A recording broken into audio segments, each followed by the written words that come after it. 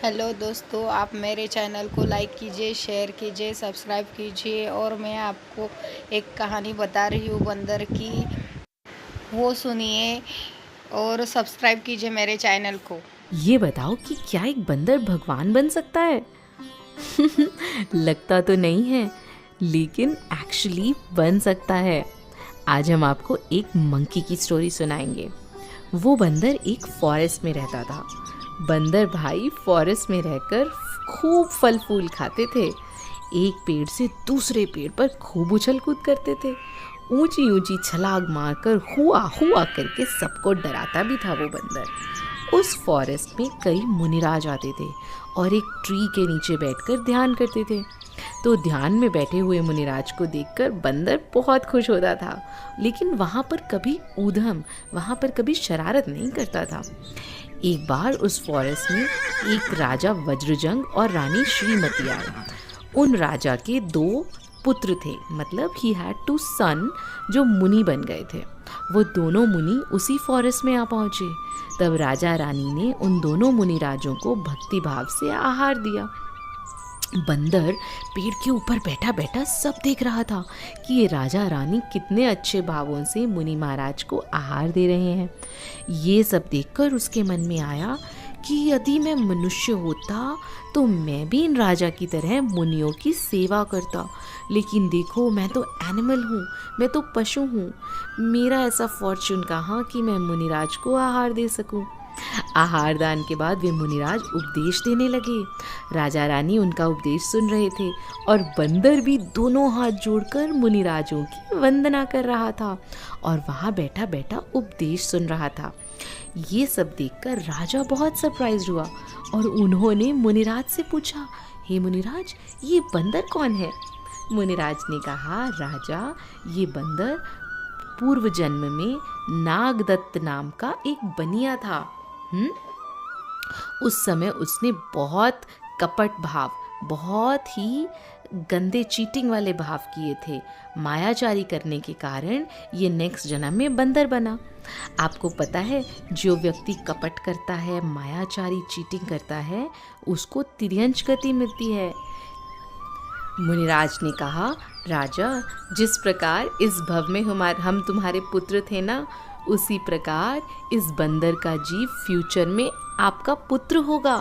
और भविष्य में जब आप ऋषभदेव तीर्थंकर बनोगे ना, तो ये जीव आपका गणधर बनेगा और मोक्ष प्राप्त करेगा। मुनिराज के मुंह से ये सुनकर बंदर तो बहुत खुश हुआ और खुश होकर मुनिराज के चरणों की वंदना करके आनंद से नाचने लगा। बंदर के तो खुशी का पार ना रहा। His happiness had no bounds. वो रोज़ अच्छी अच्छी भावनाएं भाने लगा और वो बंदर मरकर मनुष्य बना। उसका जन्म हुआ भोग भूमि में, जहाँ राजा और रानी के जीव भी वहीं थे। आपको पता है भोग भूमि क्या होती है? एक्चुअली 2 तरह की लैंड्स होती हैं। एक तो कर्म भूमि, भूमि मीन्स अर्थ, लैंड, जहाँ पर हम सब लोग रहते हैं। हम सब लोग काम करते हैं, कर्म करते हैं, पैसा कमाते हैं, इसीलिए इसे कर्म भूमि कहते हैं। और दूसरी होती है भोग भूमि। ये एक स्पेशल जगह होती है जहाँ पर किसी को अर्न नहीं करना पड़ता। वहाँ ऐसे स्पेशल ट्रीज़ होते हैं जिन्हें कल्प वृक्ष कहते हैं। उनसे हमें क्लोथ्स, फूड एक्सेट्रा सब कुछ मिल जाता है। तो देखा बच्चों, उस बंदर ने कितने अच्छे भाव किए कि वो बंदर मरकर मनुष्य बन गया। एक बार वो सब बैठकर धर्म चर्चा कर रहे थे, तभी आकाश से 2 मुनिराज वहाँ उतरे और उन्होंने अनेक प्रकार से धर्म का उपदेश दिया। मुनिराज के उपदेश को सुनकर उन सब जीवों ने सम्यक दर्शन प्राप्त किया। फिर वो सभी जीव वहाँ से अपनी आयु पूरी करके अपनी एज कंप्लीट होने पर स्वर्ग चले गए। और उसके 4 भव के बाद राजा जो थे ना, राजा का जीव बना ऋषभदेव तीर्थंकर, और जो बंदर का जीव था वो बना उनका पुत्र, हिज सन, और उसका नाम था गुणसेन। वो इस संसार से वैराग्य को प्राप्त करके भगवान से दीक्षित हो गया और वो बन गए ऋषभदेव भगवान के गणधर। आपको पता है गणधर कौन होते हैं? गणधर स्पेशल मुनि महाराज होते हैं। उन्हें 63 रिद्धीज होती हैं, स्पेशल पावर्स। वो कभी आहार नहीं करते। भगवान का उपदेश सुनकर उससे वो द्वादशांग वाणी में कंपाइल करते हैं। They make 12 parts of the Jinvani और उसी बर्थ से मोक्ष भी प्राप्त करते हैं। तो गुणसेन ने भी तपस्या करके केवल ज्ञान प्रकट किया और फिर मोक्ष प्राप्त किया। देखा बच्चों, जब ये बंदर मनुष्य था तब इसने कितना छल कपट किया, चीटिंग करी, जिसके कारण उसे नेक्स्ट बर्थ मिला बंदर का। लेकिन बंदर बनने के बाद मुनिराज की वंदना और धर्म का उपदेश सुनने से उसकी अच्छी भावनाएं हो गई और वो फिर से ह्यूमन बना, फिर से स्वर्ग गया और उसके बाद तीर्थंकर का बेटा बना और साधना करके मोक्ष चला गया। आप सभी भी प्रॉमिस करो कि आप कभी भी चीटिंग नहीं करोगे, हमेशा अच्छी अच्छी भावनाएं ही भाओगे और धीरे धीरे मोक्ष प्राप्त करेंगे ना। जय जिनेंद्र।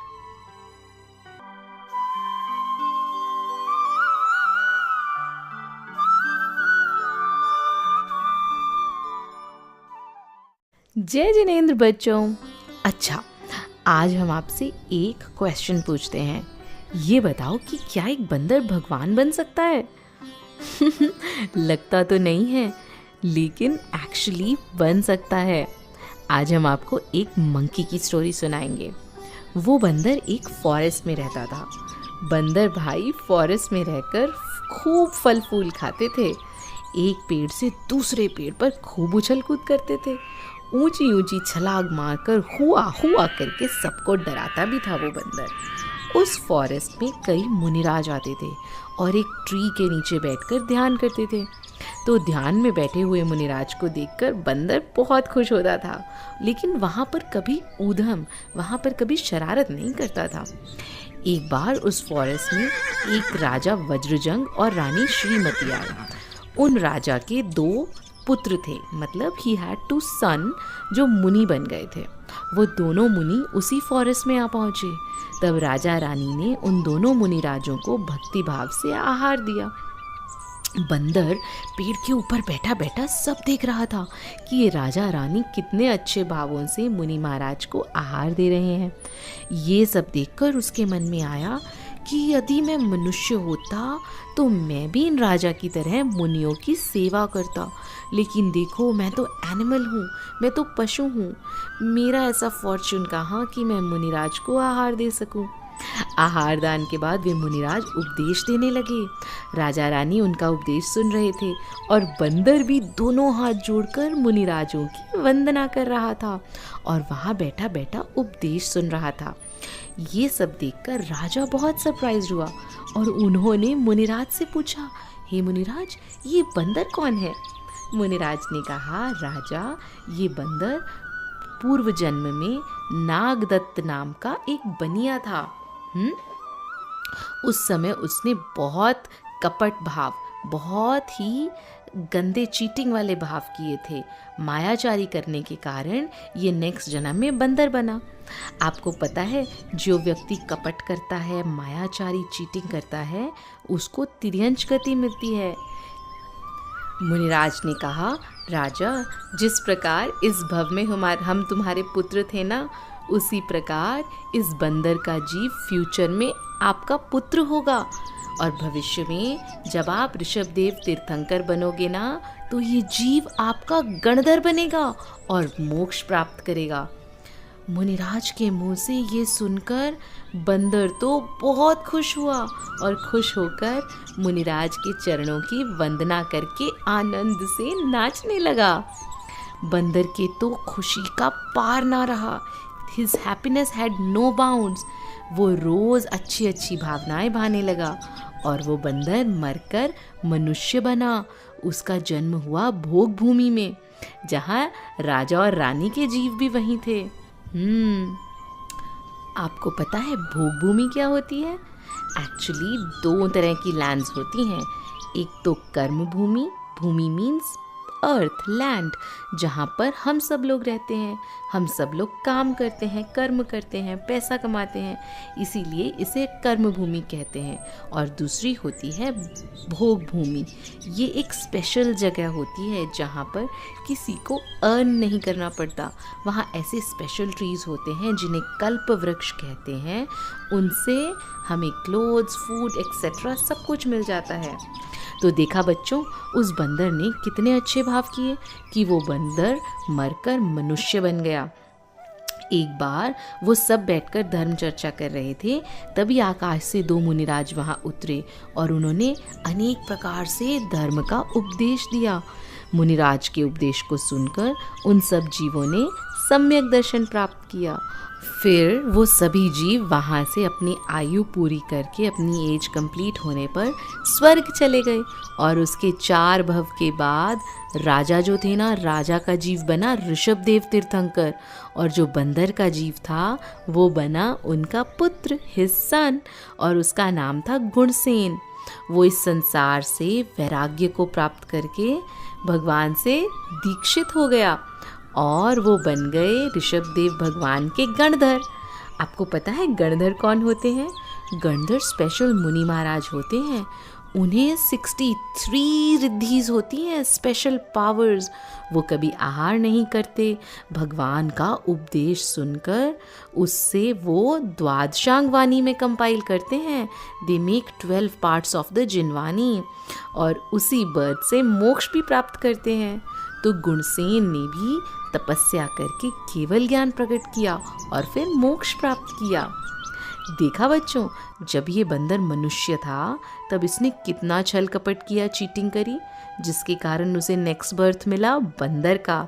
लेकिन बंदर बनने के बाद मुनिराज की वंदना और धर्म का उपदेश सुनने से उसकी अच्छी भावनाएं हो गई और वो फिर से ह्यूमन बना, फिर से स्वर्ग गया और उसके बाद तीर्थंकर का बेटा बना और साधना करके मोक्ष चला गया।